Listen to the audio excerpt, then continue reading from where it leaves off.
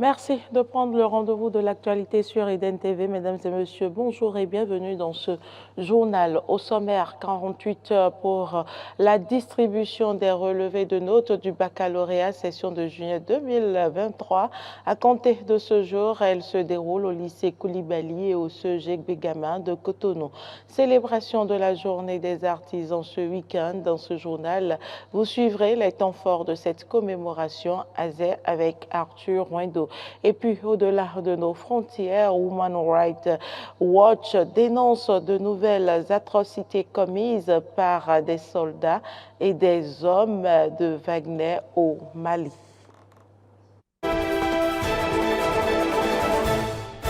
Merci pour l'attention. L'opération de distribution des relevés de notes des candidats à l'examen du baccalauréat session de juin 2023 démarre aujourd'hui et prend fin demain. La distribution a lieu au lycée Koulibaly pour les candidats de la série B et au CEG Bégamin pour les séries A, C, D. L'opération de distribution de relevés de notes concerne aussi bien les candidats admis que les refusés. Pour retirer son relevé de notes, il faut se munir de sa pièce d'identité de la convocation à l'examen du baccalauréat et se rappeler du numéro de son jury. Les artisans de la commune d'Abomey-Calavi, comme ceux de tout le Bénin, ont célébré samedi la journée des artisans du Bénin. Une célébration qui a été marquée par des activités organisées dans plusieurs arrondissements. Azès, c'est l'enceinte de la mairie qui a abrité les festivités. Arthur Windo. C'est dans une ambiance bon enfant que s'est déroulée la commémoration de cette édition 2023 de la Journée des artisans du Bénin. Azé, c'est l'un des grands retrouvailles entre les artisans de divers ordres, entre autres les maçons, les peintres, les couturiers, couturières, coiffeurs, coiffeuses. Plusieurs prestations d'artistes ont planté le décor.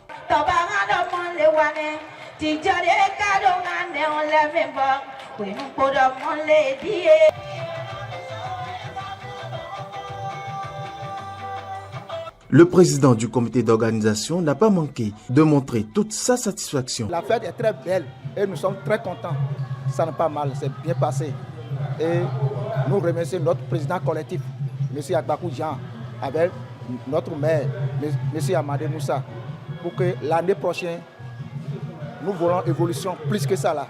L'occasion est donc propice pour soumettre quelques doléances aux autorités. Nous demandons au chef de l'État de nous aider à trouver notre site. Donc, nous demandons à nos autorités communaux de nous aider à trouver un site là où les artisans vont rester à faire quelque chose. Nous demandons aussi des infrastructures, les formations à tous les patrons et patronnes. Les artisans ont besoin de matériel, ont besoin de financement. Présent à cette cérémonie commémorative, Lokono Michel, chef d'arrondissement de Séguénou, s'est aussi senti satisfait du déroulement des activités et a surtout invité les artisans à s'unir davantage pour le développement du secteur au niveau communal, mais aussi national. Aujourd'hui, je dis et je lance cet appel à tous les artisans des Zé de rester unis pour que ensemble la commune des Zé soit un regroupement des artisans qui va travailler la main dans la main pour la réussite de tous les métiers dans la commune. Les impressions de part et d'autre sont très bonnes, pendant que ce sachet bleu reçoit discrètement des billets et des pièces d'argent. Au-delà de tout, attente, c'est pas mal. Et mes appréciations sont très bonnes. Et je ne peux que les encourager à aller dans ce sens parce qu'il y a un temps pour le travail, il y a aussi un temps pour se déstresser. Les impressions sont très bonnes, puisque c'est un rassemblement qui ne vient qu'une fois par an. Les regards sont déjà tournés vers la prochaine édition de la Journée des artisans du Bénin et plus précisément à Zé.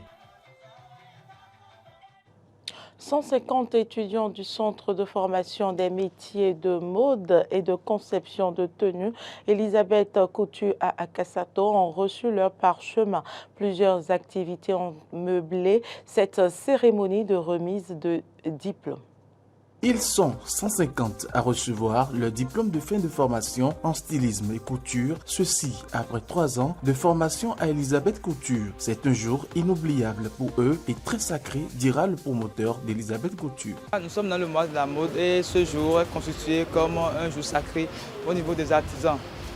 Le rassemblement qui est effectué ici actuellement, c'est pour célébrer la remise de parchemin suivi de défilé de mode avec une réception à l'appui à 150 étudiants d'Elisabeth Couture. Très consistant était le menu servi au public, défilé de mode, instant danse et surtout la soirée de gala. Tout ceci ont émerveillé quelques invités. Comme vous savez, généralement les artistes, nous aimons tout ce qui touche la mode. Et puis la mode dans notre milieu, c'est sacré. Voilà, donc raison pour laquelle je suis venue soutenir et nourrir mes yeux pour des plus belles créativités que j'ai savourées ce soir. C'est vraiment intéressant. À voir tout ça, là, on ne dirait pas que c'est avec la main que nos frères, nos sœurs ont pu concevoir ces habits que nous voyons. On penserait que c'est sorti directement des machines. Le chemin a été long, mais aujourd'hui à l'arrivée, l'on peut se réjouir car enfin une nouvelle page s'ouvre sur le plan professionnel. Aujourd'hui c'est un très grand jour pour moi, je suis très heureuse et très contente parce que moi spécialement ça n'a pas été facile pour moi durant ma formation et aujourd'hui je rends grâce quand même. On est très content, Et bon, pour cette parchemin, je souhaite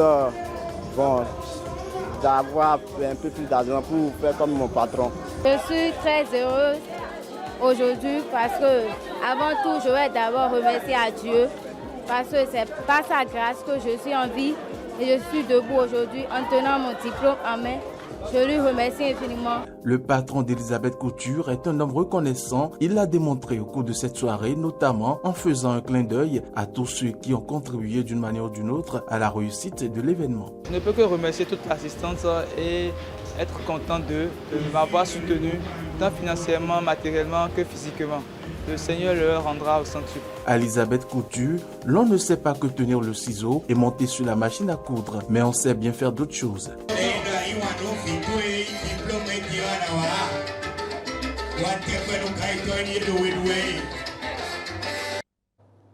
L'activité du Djokan, peu connue et qui contribue au mieux-être de ses pratiquants, a fait objet de discussion ce dimanche dans votre émission L'entretien du dimanche. Donc Lamabalo a reçu le créateur de cet art martial, Yannick Théoladé, grâce à Valibé pour le compte rendu.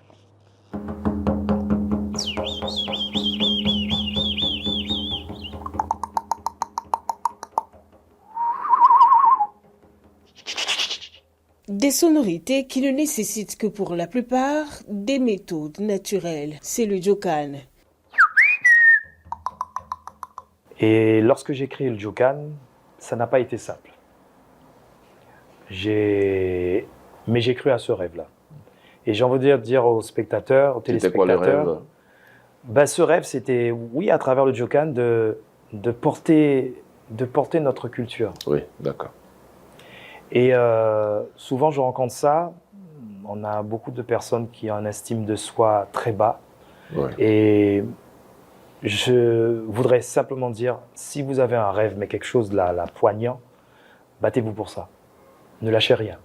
Il y a plusieurs niveaux à atteindre dans cet art martial. Mais déjà, les enfants et les personnes handicapées y trouvent leur place. On le pratique dès l'âge de 3 ans. Dès l'âge de 3 ans? Ah oui.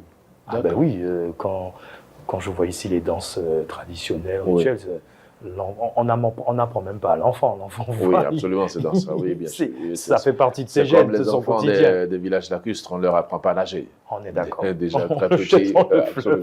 Donc effectivement, on a des sections, on les appelle tout petits, les 3-4 ans. Oui. Après les timouns, de 5-7 ans, 8-12 ans, les jeunes gens, les adolescents.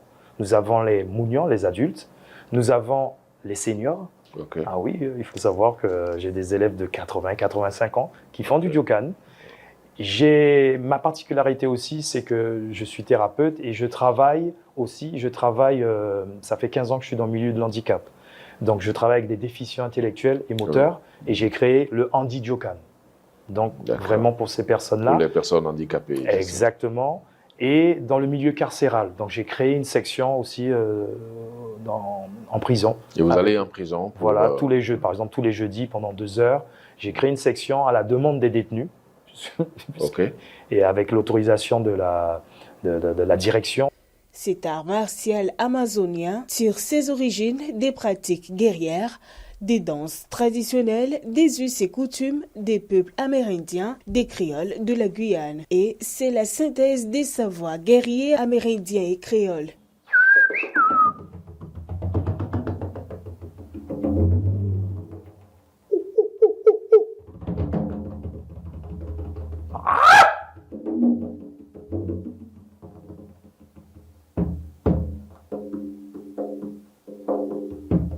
Pour le créateur Yannick Théolade, la création de cet art martial contribue au mieux-être de la population mondiale.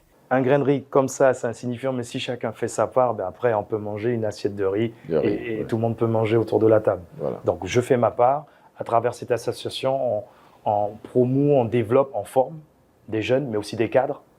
On met en valeur nos anciens. Oui.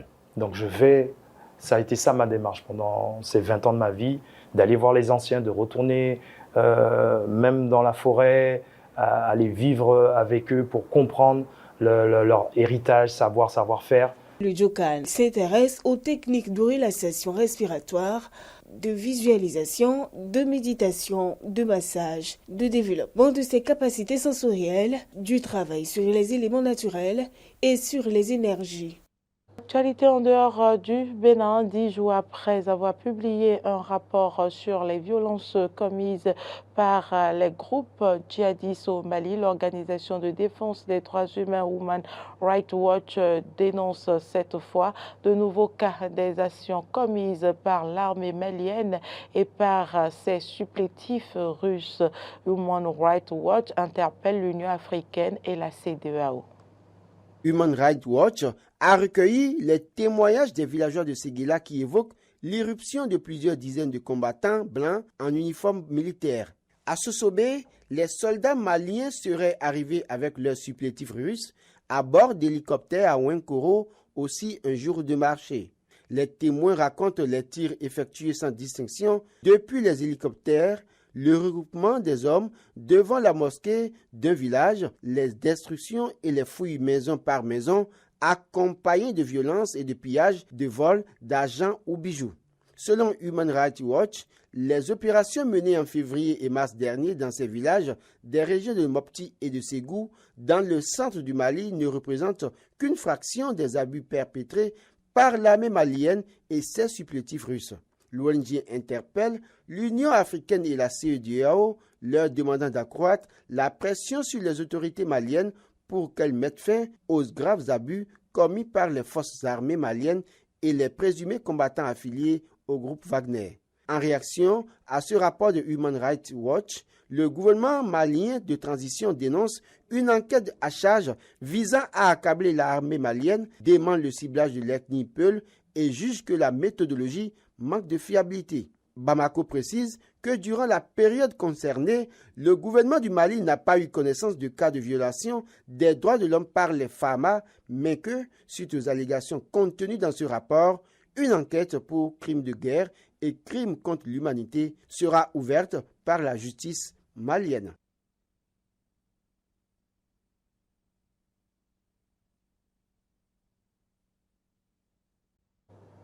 Le sommet des Nations Unies sur les systèmes alimentaires s'ouvre aujourd'hui à Rome.